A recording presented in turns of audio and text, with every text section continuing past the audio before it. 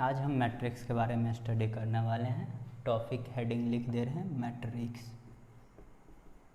Matrices. तो सबसे पहले मैथमेटिकली में जो मैट्रिक्स का रिप्रेजेंटेशन होता है इस टाइप से हम ये सिंबल, ये क्या है, सिंबल है मैट्रिक्स का, सिंबल है। और इसके अंदर जो है हम मैट्रिक्स का एलिमेंट को लिखते हैं। इसमें जैसे हम लिख रहे हैं A11, A12, A21 और A22, ठीक है। ये क्या हो गया, मेरा सिंबल हो गया। और इसके अंदर जो भी लिखा हुआ है वो मैट्रिक्स का एलिमेंट्स है। ये क्या है, एलिमेंट्स हैं, एलिमेंट्स। और यहाँ जो ये जो नंबर जो रिप्रेजेंट कर रहा है वो रो और पोजीशन को रिप्रेजेंट कर रहा है। ये किस चीज़ को रिप्रेजेंट कर रहा है, रो को, और ये कॉलम को। तो यहाँ A11 कहने का सेंस ये है कि ये क्या है, फर्स्ट रो और फर्स्ट कॉलम, ठीक है। इस तरह को, इसको हम क्या कहते हैं, रो कहते हैं, R1 हो गया। और इसको हम क्या कहते हैं, कॉलम कहते हैं, C1। तो यहाँ जो है फर्स्ट रो है और ये क्या है, फर्स्ट कॉलम है, इसलिए हमने यहाँ A11 लिखा। यहाँ देखिए ये क्या है, फर्स्ट रो हो गया और ये मेरा क्या हो गया, सेकेंड कॉलम हो गया। इसलिए हम इसको A1 और 2 लिखे हैं। 1 का मतलब ये फर्स्ट रो, 2 का मतलब ये सेकेंड कॉलम। सिमिलरली अगर इस तरह अगर हम इसको देखते हैं तो ये मेरा क्या हो गया, सेकेंड रो R2, तो ये सेकेंड रो हो गया। और ये कौन सा कॉलम है, फर्स्ट कॉलम है, इसलिए R, ये 2 हो गया रो और ये हो गया कॉलम। सिमिलरली यहाँ कर रहे हैं तो ये सेकेंड रो और सेकेंड कॉलम। तो इस तरह से हम मैट्रिक्स का रिप्रेजेंट करते हैं और एलिमेंट को इस तरह से हम लिखते हैं। ये मैट्रिक्स का हो गया, ठीक है, यहाँ तक हो गया। अब हमारा सेकेंड पोजीशन क्या है, सेकेंड जो है इसका पोजीशन बताना। पोजीशन, अगर एलिमेंट का पोजीशन अगर कोई भी मैट्रिक्स मान लीजिए 2, यहाँ 3, 4, 5 यहाँ दे दिया है, ठीक है। अब यहाँ जो हो गया ये क्या है, एलिमेंट्स हैं, ये first element, second, third, fourth. इस एलिमेंट का अगर हमें पोजीशन अगर कहेगा, इसका पोजीशन बताए, ये जो 2 एलिमेंट है इसका पोजीशन क्या होगा, तो इसका पोजीशन फाइंड करने के लिए हमें पहले ऐसे करेंगे। ये फर्स्ट रो हो गया, R1 हो गया, और ये क्या हो गया, फर्स्ट कॉलम हो गया। तो ये क्या हो गया, 1 और 1, इसलिए A1 हो जाएगा, इज इक्वल टू क्या होगा, 2। अब इसी तरह इसको करेंगे तो क्या हो गया, R फर्स्ट रो हो गया और ये C2 सेकेंड कॉलम हो गया। तो 1 और 2, यानी A1 यहाँ वाले और ये सेकेंड कॉलम वाले, ये 1 और 2 क्या हो गया, ये एलिमेंट्स हो गया। उसी तरह हमें जो है A21 निकालना है तो क्या हो जाएगा, 4 हो जाएगा, और A22 हो जाएगा, क्या हो जाएगा, 5 हो जाएगा। तो ये हम जो है अगर कोई भी मैट्रिक्स दिया है उस मैट्रिक्स का हम क्या कर सकते हैं, पोजीशन बता सकते हैं, कौन से एलिमेंट का क्या पोजीशन है, ठीक है। यहाँ तक के बाद हम मैट्रिक्स का ऑर्डर के बारे में स्टडी करने वाले हैं। अब जो है इससे आगे हम जो होता है मैट्रिक्स का ऑर्डर को बताएंगे, ठीक है। ऑर्डर को जो होता है इस तरह से, पहले हम कोई मैट्रिक्स लिख लेते हैं, A11, A12, A22, यहाँ 21 होगा, A22। ये क्या है, मेरा मैट्रिक्स है। इस मैट्रिक्स को हम A से रिप्रेजेंट किए, ठीक है। A का क्या ऑर्डर है, इस चीज़ को हम स्टडी करने वाले हैं। और रो का मतलब होता है, ऑर्डर इज इक्वल टू क्या होता है, order is equal to row cross column. यानी कि जब भी हम ऑर्डर निकालना है तो पहले हम जो है नंबर ऑफ रो फाइंड करेंगे, उसके बाद नंबर ऑफ कॉलम फाइंड करेंगे, और उसको क्रॉस के रूप में अगर हम लिख दे रहे हैं तो वो क्या हो गया, मैट्रिक्स का ऑर्डर हो गया, ठीक है। तो यहाँ कितना रो है, फर्स्ट रो R1, यहाँ क्या हो गया, सेकेंड रो R2, यानी कि यहाँ क्या 1 और 2, यानी कि 2 रो हो गया, 2 क्रॉस, और यहाँ कितना कॉलम है, ये मेरा क्या हो गया, फर्स्ट कॉलम हो गया, और ये मेरा क्या हो गया, सेकेंड कॉलम हो गया। C1 और C2 यानी कि 1 कॉलम और 2 कॉलम, यानी कि 2 कॉलम है, number of column is equal to 2 हो गया। तो यही मेरा क्या हो गया, कोई भी मैट्रिक्स का ऑर्डर हो गया, यानी कि row cross column is equal to matrix order equal होता है, ठीक है। और रो को हम जो है m से रिप्रेजेंट करते हैं और कॉलम को n से रिप्रेजेंट करते हैं, ठीक है।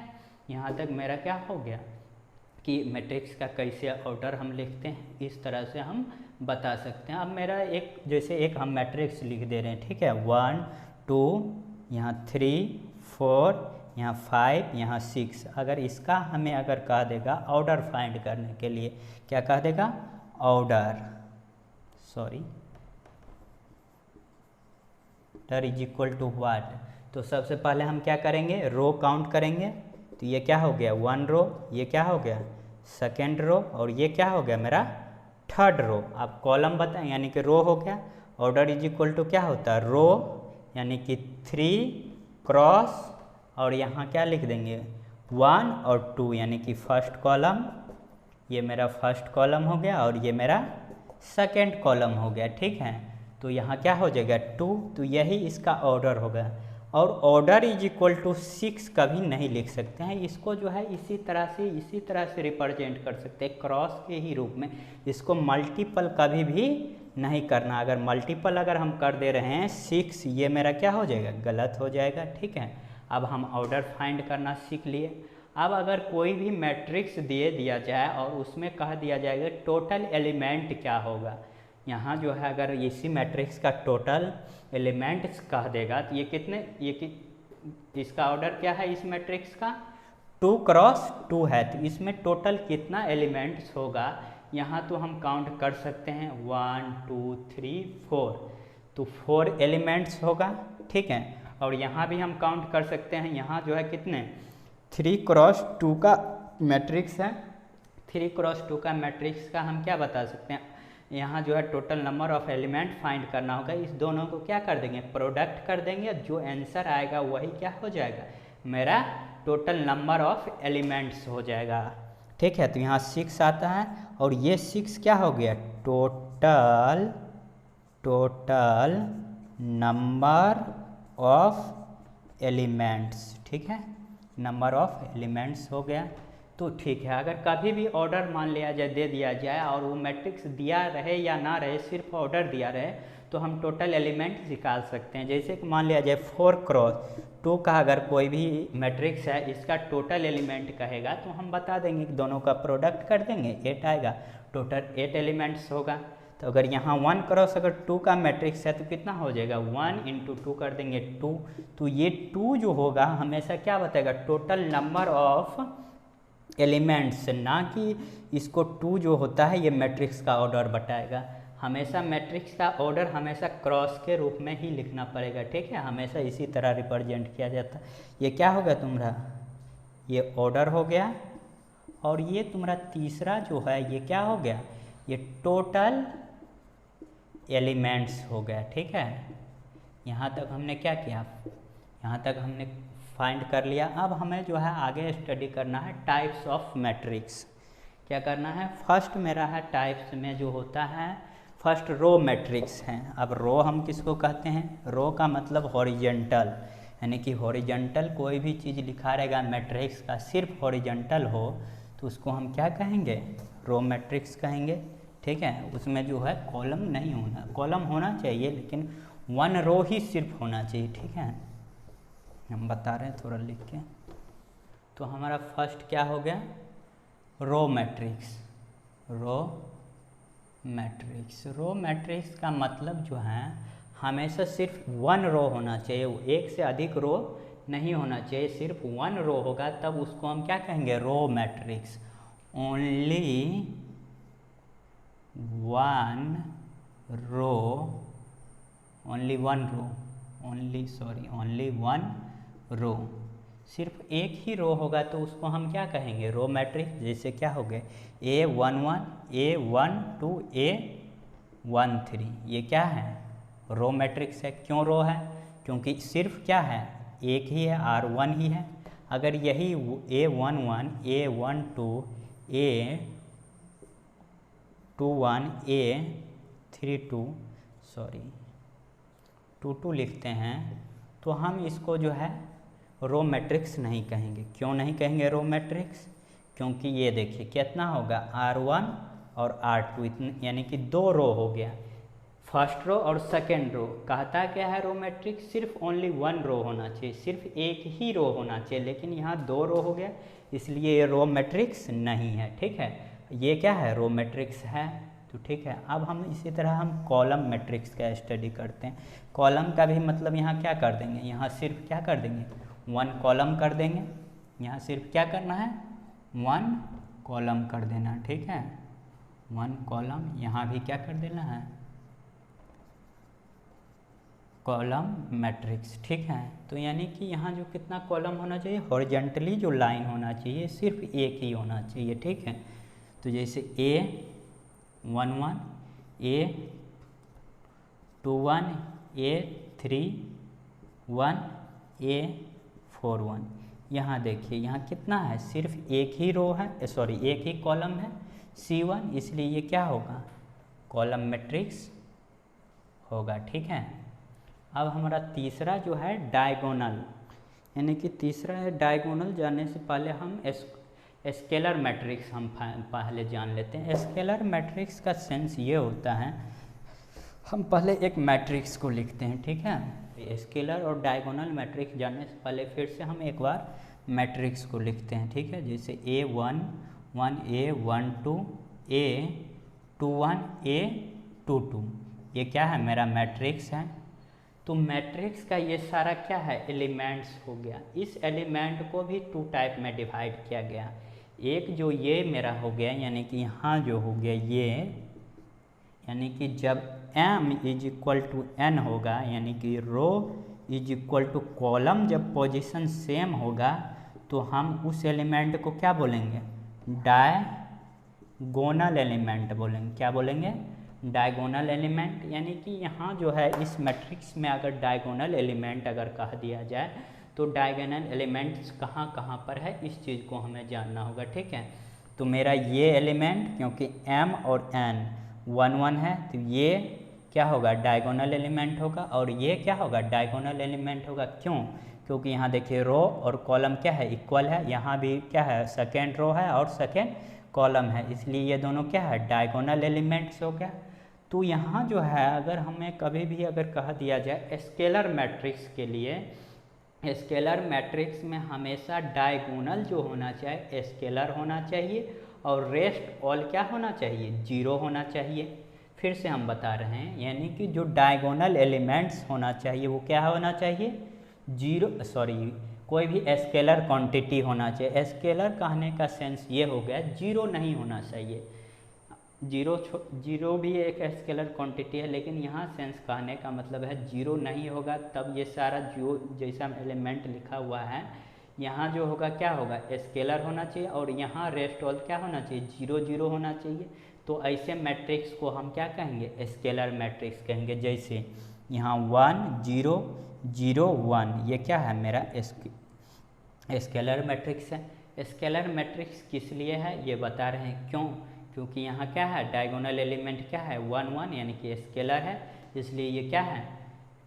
स्केलर मैट्रिक्स है। ठीक है, और मेरा सेकेंड वन क्या है? सेकेंड वन हम बताते हैं। सेकेंड वन मेरा है स्केलर के बाद अगर हम ये भी लिखते हैं 2 0 0 2, ये भी क्या है?